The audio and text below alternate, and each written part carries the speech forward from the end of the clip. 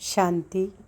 आज 11 सितंबर 2025 की साकार मधुर महावाक्य है। आज सतगुरुवार की आप सबों को बहुत बहुत बधाई हो वरदानी दिवस की। आज सतगुरुवार के दिन बाबा बोले, मीठे बच्चे, तुम सारी दुनिया के सच्चे सच्चे मित्र हो। तुम्हारी किसी से भी शत्रुता नहीं होनी चाहिए। तुम सारी दुनिया के सच्चे सच्चे मित्र हो। तुम्हारी किसी से भी शत्रुता नहीं होनी चाहिए। प्रश्न है, तुम रूहानी मिलिट्री हो। तुम्हें बाप का कौन सा डायरेक्शन मिला हुआ है जिसे अमल में लाना है? तुम रूहानी मिलिट्री हो। तुम्हें बाप का कौन सा डायरेक्शन मिला हुआ है जिसे अमल में लाना है? उत्तर है, तुम्हें डायरेक्शन है कि बैच सदा लगा कर रखो। कोई भी पूछे कि यह क्या है, तुम कौन हो, तो बोलो, हम हैं सारी दुनिया से काम की अग्नि को बुझाने वाले फायर ब्रिगेड। इस समय सारी दुनिया में काम अग्नि लगी हुई है। हम सबको संदेश देते हैं, अब पवित्र बनो, दैवी गुण धारण करो, तो बेड़ा पार हो जाएगा। ओम शांति। मीठे मीठे रूहानी बच्चे सहज याद में बैठे हैं। कोई को डिफ़िकल्ट लगता है, बहुत मूंझते हैं। हम टाइट अथवा स्ट्रिक्ट होकर बैठे। बाप कहते हैं ऐसी कोई बात नहीं है, कैसे भी बैठो, बाप को सिर्फ याद करना है, इसमें मुश्किलात की कोई बात नहीं। वह हठ योगी ऐसे टाइट होकर बैठते हैं, टांग पर चढ़ाते हैं। यहाँ तो बाप कहते हैं आराम से बैठो, बाप को और 84 के चक्र को याद करो। यह है ही सहज याद, उठते बैठते बुद्धि में रहे। जैसे देखो, यह छोटा बच्चा बाप के बाजू में बैठा है, इनको बुद्धि में माँ बाप ही याद होंगे। तुम भी बच्चे हो ना, बाप को याद करना तो बहुत सहज है। हम बाबा के बच्चे हैं, बाबा से ही वर्षा लेना है। शरीर निर्वाह अर्थ गृहस्थ व्यवहार में भल रहो। सिर्फ औरों की याद बुद्धि से निकाल दो। कोई हनुमान को, कोई किसी को, साधु आदि को याद करते थे, वह याद छोड़ देनी है। याद तो करते हैं ना, पूजा के लिए पुजारी को मंदिर में जाना पड़ता है, इसमें कहाँ जाने की भी दरकार नहीं है। कोई भी मिले, बोलो शिव बाबा का कहना है मुझे एक बाप को याद करो। शिव बाबा तो है निराकार, जरूर वह साकार में ही आकर कहते हैं कि मामेकम याद करो, मैं पतित पावन हूँ। यह तो राइट अक्षर है ना। बाबा कहते हैं मुझे याद करो, तुम सब पतित हो। यह पतित तमो प्रधान दुनिया है ना, इसलिए बाबा कहते हैं कोई भी देहधारी को याद नहीं करो। यह तो अच्छी बात है ना। कोई गुरु आदि की महिमा नहीं करते हैं, बाप सिर्फ कहते हैं कि मुझे याद करो तो तुम्हारे पाप कट जाएंगे। यह है योग बल अथवा योग अग्नि। बेहद का बाप तो सच कहते हैं ना। गीता का भगवान निराकार ही है, श्री कृष्ण की बात नहीं। भगवान कहते हैं सिर्फ मुझे याद करो और कोई उपाय नहीं।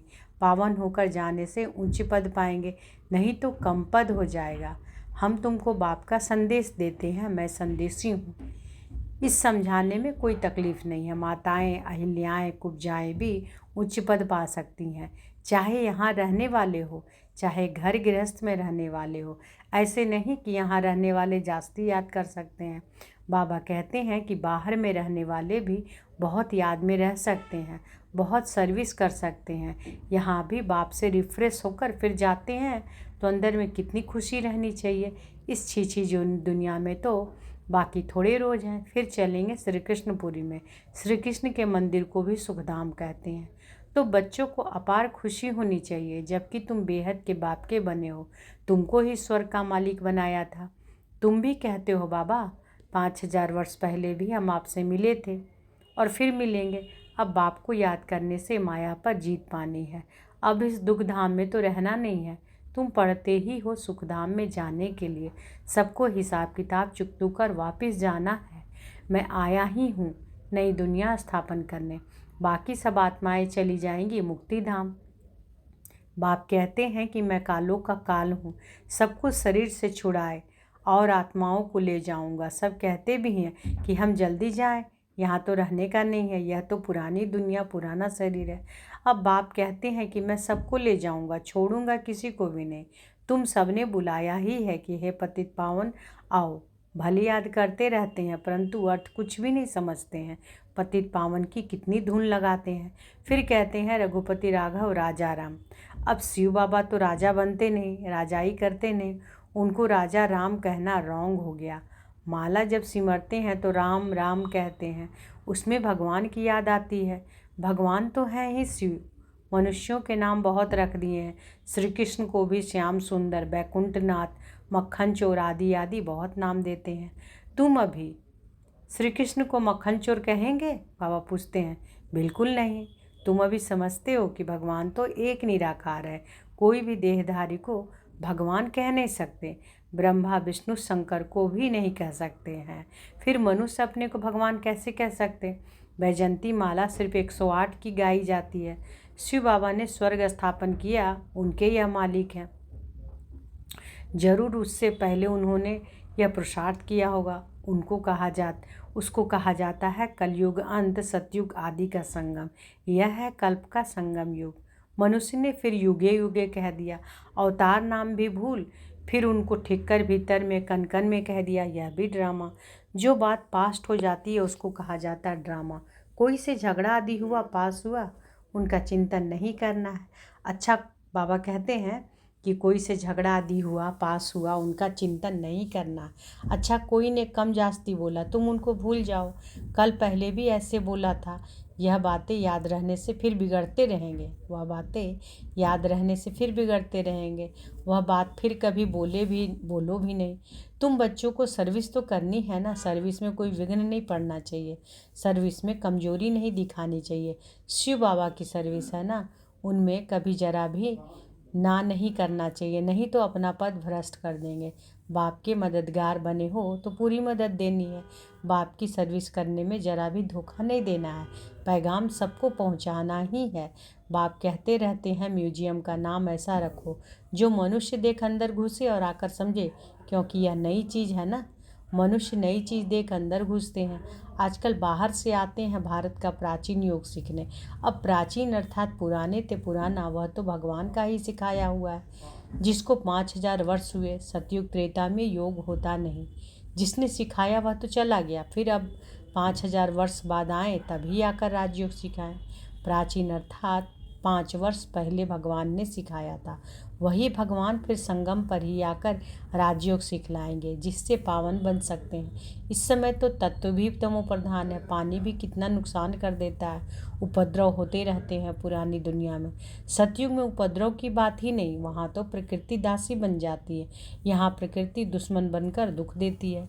इन लक्ष्मी नारायण के राज्य में दुख की बात नहीं थी, सतयुग था। अभी फिर वह स्थापन हो रहा है। बाप प्राचीन राजयोग सिखा रहे हैं, फिर 5000 वर्ष बाद सिखाएंगे। जिसका पाठ है वही बजाएंगे। बेहद का बाप भी पाठ बजा रहे हैं। बाप कहते हैं कि मैं इनमें प्रवेश कर स्थापना कर चला जाता हूँ। हाहाकार के बाद फिर जय जयकार हो जाती है। पुरानी दुनिया खत्म हो जाएंगी। इन लक्ष्मी नारायण का राज्य था तो पुरानी दुनिया नहीं थी। 5000 वर्ष की बात है, लाखों वर्ष की बात हो नहीं सकती।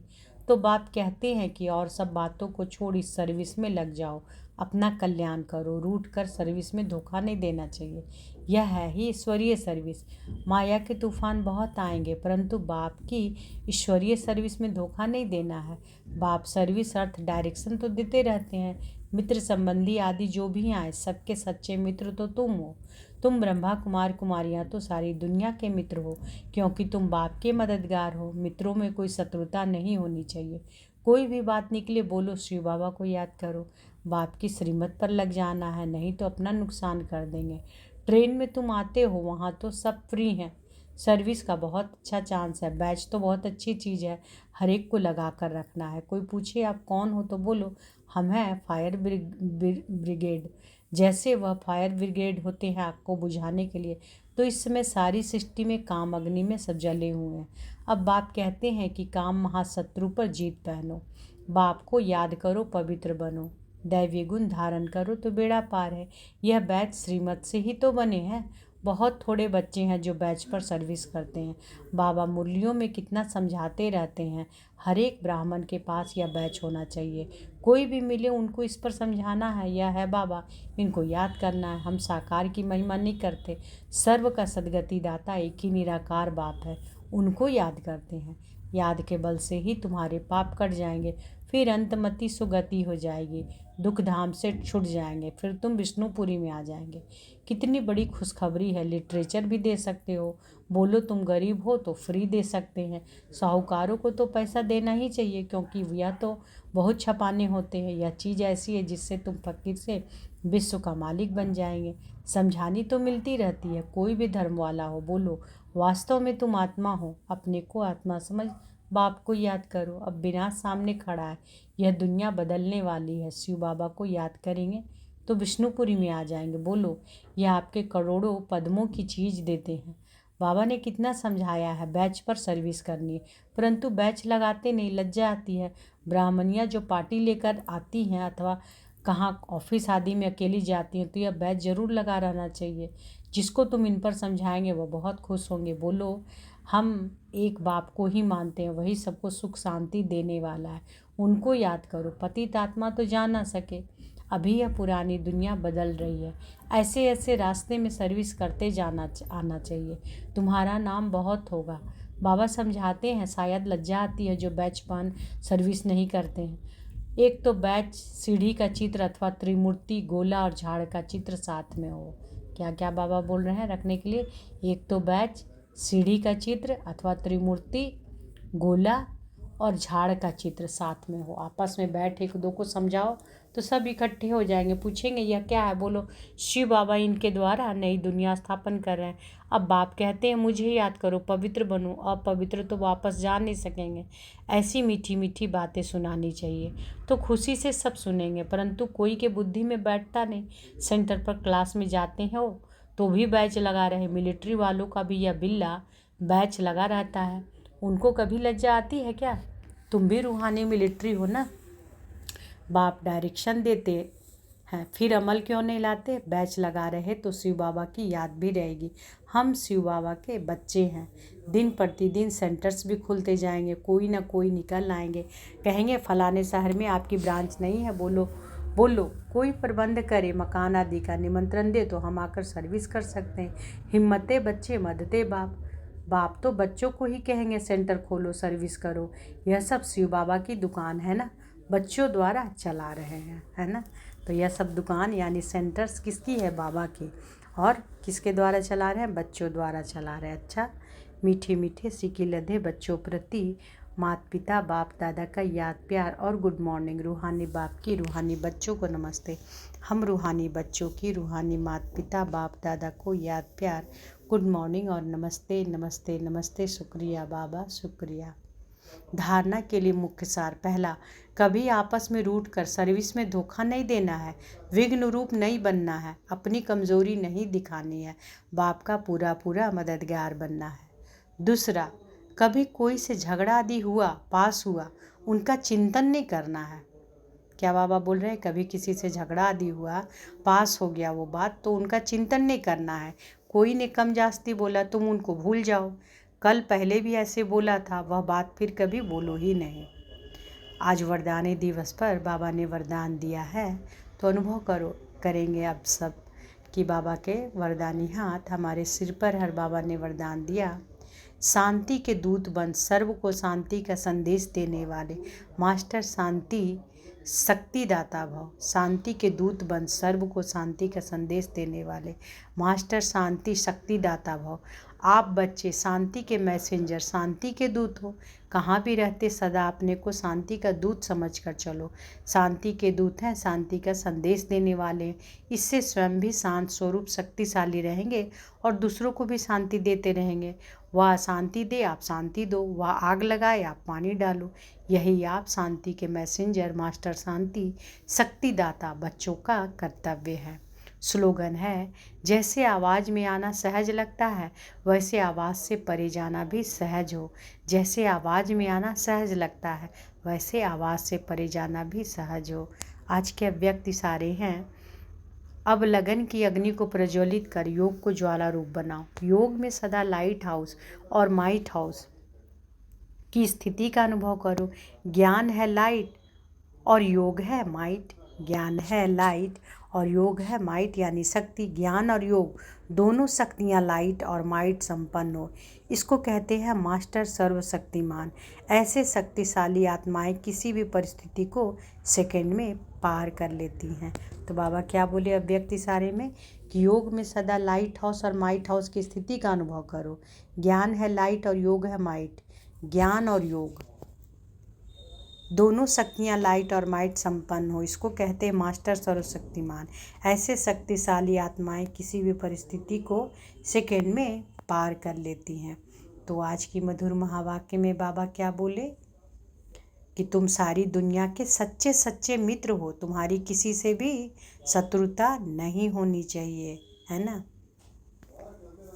तो आज सारा दिन बाबा को सतगुरु के संबंध से याद करेंगे। अच्छा, शुक्रिया बाबा, शुक्रिया। ओम शांति।